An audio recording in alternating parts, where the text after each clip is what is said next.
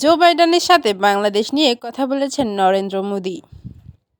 মার্কিন যুক্তরাষ্ট্রের president Joe বাইডেনের সঙ্গে ভারতের প্রধানমন্ত্রী নরেন্দ্র মোদির ফোন আলাপে গুরুত্ব পেয়েছে বাংলাদেশের প্রসঙ্গ।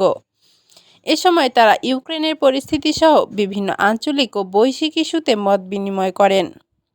সোমবার রাতে নরেন্দ্র মোদি সামাজিক যোগাযোগ মাধ্যম এক্সে নিজের ভেরিফাইড অ্যাকাউন্ট থেকে একটি টুইট করে এ তথ্য জানান।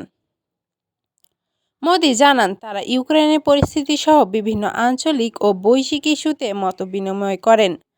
প্রেসিডেন্ট বাইডেনের সঙ্গে বাংলাদেশের বর্তমান পরিস্থিতি নিয়েও কথা বলেছেন উল্লেখ করে তিনি লেখেন, আমরা দেশটিতে দ্রুত স্বাভাবিক অবস্থা ফিরিয়ে আনার প্রয়োজনীয়তার ওপর জোর দিয়েছি। পাশাপাশি বাংলাদেশের সংখ্যালঘু, বিশেষ করে হিন্দুদের নিরাপত্তা নিশ্চিত করার বিষয়ে আলোচনা হয়েছে।